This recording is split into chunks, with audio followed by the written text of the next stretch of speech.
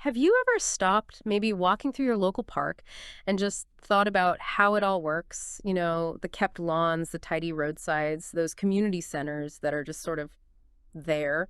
Hmm. It's easy to overlook, isn't it? Totally. Yeah. A lot of that background work, the stuff that keeps things ticking over, that's often down to local councils. And, well, sometimes the way they manage it involves some pretty smart thinking. Absolutely. Delivering those services consistently, especially right down at that really local level, it takes, well, a surprising amount of planning and strategy. Yeah, exactly. So today for our deep dive, we're going to get into a really interesting discussion document. It's all about parish councils, which, for anyone maybe not familiar, they're like the smallest, most local tier of council in many areas of the UK. Kind of your first point of contact, civically speaking. Right on your doorstep, managing those very tangible everyday services. Precisely. And this document looks at how they deliver those services, especially how they might work together to handle challenges and keep their communities, well, thriving. So our mission really is to unpack the main questions this document raises. And it's all centered around this idea of partnership working. Partnership working. Okay. Yeah, how parish councils might team up with each other, but also, and this is key, how they might collaborate with bigger bodies, like Shropshire Council, that's the main county authority handling things like schools, social care. A unitary authority for the area. Exactly.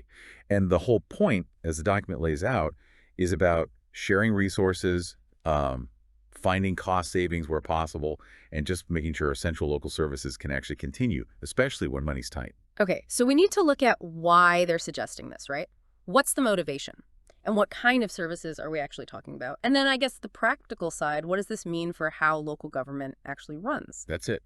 Getting a clearer picture of the strategic thinking that keeps our local areas going, even under pressure. Right, so where does the document kick things off? It seems to start with a pretty fundamental question for the parish councils themselves. It does. It asks them quite directly. Would your parish council agree with the rationale for some form of partnership working with other parishes to deliver services common to parishes? So neighbor to neighbor, basically, that first step. That's the foundation, and the rationale they give is crystal clear. Sharing expertise and potential cost savings. Sharing expertise, cost savings. Makes sense. Well, think about it. For these often quite small local councils, each with its own budget, maybe limited staff, pooling resources, sharing knowledge, it's not just a nice to have. It can make them much more efficient, much more capable. So like one parish might have someone who's brilliant at, I don't know, grant applications, and another is struggling. Exactly. Or maybe one is invested in some expensive bit of kit, like a heavy-duty mower or something that another parish could never afford alone. Sharing it makes sense. It kind of levels the playing field a bit. Democratizes capability, you could say. Stops quality just being about how much money an individual parish has. That's a great way to put it. And the document, helpfully, gives concrete examples. It doesn't just stay theoretical. Which is good. So what sort of things? It specifically flags up things like cemeteries, grounds maintenance, and verge cutting. Okay, so really visible stuff, not obscure back office functions. Absolutely. Yeah. The things people see every day that affect how the place looks and feels, the state of the local park, the cemetery where relatives might be buried, even just how tidy the roadside verges are. No more patchwork quilt of neatly trimmed next to overgrown, hopefully. Well, that's the idea. Achieve a more consistent standard, use the resources better. If one parish has that new mower but only uses it, say, 2 days a month. Why not share it with the neighbor who's struggling with an old one? Precisely. Or maybe sharing admin staff for something like cemetery management, or using the same IT system. It cuts down overheads for everyone involved. It's about leveraging that collective power. So if you're listening, think about your own area. The park, the local churchyard, the roadsides. If councils work together on these, it could mean, well, more consistency, better quality maybe. And potentially, your local taxes going further. Less duplication, smarter use of equipment and people. It all adds up to a better maintained local environment. A visible sign of working smarter together. Okay, so that's the first layer, parishes working with other parishes. But then you said the document goes deeper. It does. It moves on to explore, Well, a potentially more complex type of partnership. Hmm. It asks about some form of partnership working with Shropshire Council and other parishes to deliver discretionary services. Ah, okay. So now bringing in the bigger player, Shropshire Council, and focusing on discretionary services, what exactly does that mean in this context? Right, so discretionary services are basically the ones councils aren't legally required to provide, unlike, say, waste collection or road maintenance, which are statutory duties. But, and this is the crucial bit, these discretionary services are often the things that really add to community life. Things like local arts initiatives, maybe community transport schemes vital for people in rural areas, or specific youth clubs or support services. Mm, The extras that make a place more than just functional. the quality of life stuff. Exactly. And the reason this partnership model is suggested for these services is explicitly stated.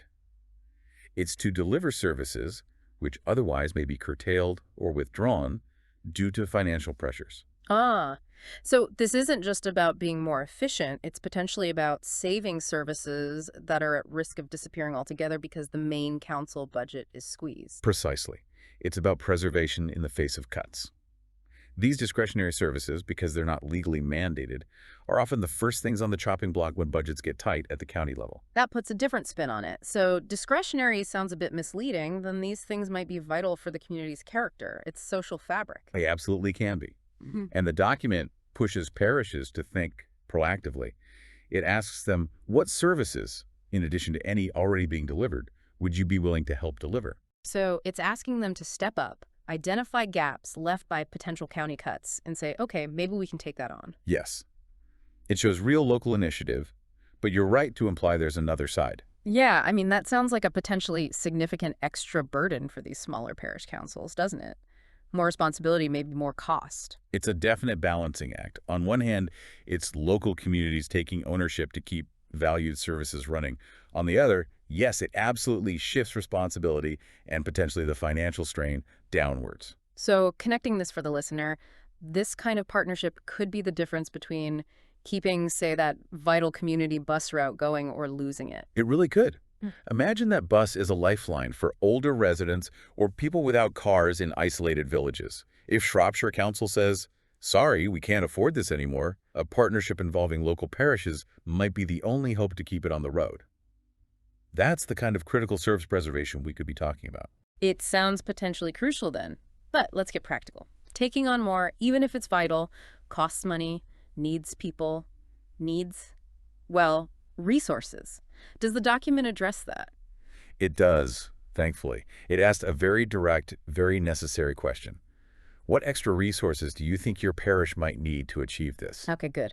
Because good intentions don't pay the bills or drive the bus. Exactly. And resources here isn't just about cash, though obviously funding is a huge part.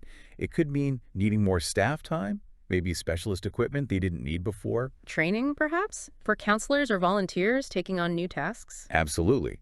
Or just extra administrative support to handle the workload. Maybe even new IT systems to coordinate things between the different partners. Asking this question shows they recognize that successful collaboration needs real, tangible investment and support. It can't just be done on goodwill alone. Without that support, the whole thing could just fall apart. It could easily just add unsustainable pressure. Right, and if you start changing who delivers what, surely that messes with the existing structures. The committees and working groups already in place. You can't just add new jobs onto old systems without thinking it through. That's another critical point the document raises. It specifically asks, what might be the impact of any changes on the need for a met and structure of any area committee or joint working group? Okay, area committees, joint working groups.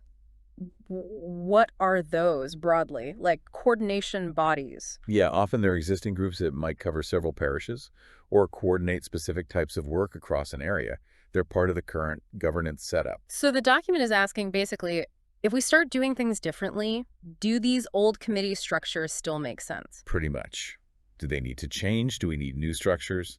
Successful partnerships might mean tweaking these existing groups or maybe even scrapping them and starting fresh to avoid, say, duplication of effort or confusing lines of responsibility. You need clarity on who's doing what, who's reporting to whom, especially when multiple councils are involved. Absolutely. If you don't adapt the structure, the new way of working could just get tangled up in the old bureaucracy. Efficiency goes out the window. So what this tells us, really, is that making these partnerships work isn't just about finding the money or agreeing on the service. It's also about the nuts and bolts of organization. Yes, it shows the depth of thinking needed. Adapting the governance structure is just as vital as securing the funding. It highlights that keeping local services running smoothly involves this complex, ongoing organizational effort behind the scenes. Okay, so as we kind of pull this all together, let's just quickly recap what we've dug into from this discussion document. Sure. We've basically seen two main flavors of partnership being explored. First, that collaboration between parishes for common day-to-day services like grounds maintenance or cemeteries. Right, neighbor helping neighbor. And then the second type, broader partnerships involving the bigger county council, like Shropshire Council, specifically aimed at protecting those discretionary services. The ones that add so much to community life, but are vulnerable to cuts. And the drivers behind all this are pretty clear. Trying to be more efficient, saving costs where possible. And, crucially, that proactive step by local communities to try and preserve services that might otherwise vanish due to those wider financial pressures. It's fundamentally about getting the most impact from limited resources and making sure local needs don't fall through the cracks. And we also touched on the really practical side, the need to figure out what extra resources are actually required. Not just money, but staff, equipment, training. And the equally important need to look at the existing structures, the committees and groups, and adapt them so they actually support these new collaborative ways of working rather than hinder them. It really shows the level of strategic thinking that has to happen, even at the most local level. These aren't easy fixes. No, they require a lot of thought, real collaboration, and a willingness to adapt from everyone involved. Definitely. So maybe next time you're out and about and you see that park looking good, or you hear about a local community transport scheme still running, just pause for a second. Yeah, consider the layers of partnership and strategic planning that might be going on, completely unseen behind the scenes. Think about what collaborations might already exist where you live. And maybe even consider, how could these ideas, communities taking charge, sharing resources, adapting how they organize themselves, how could that apply to other challenges we face together, way beyond just local council services? It's a fascinating glimpse into the complex, always evolving world of local governance, all aimed at keeping our communities not just running, but actually thriving.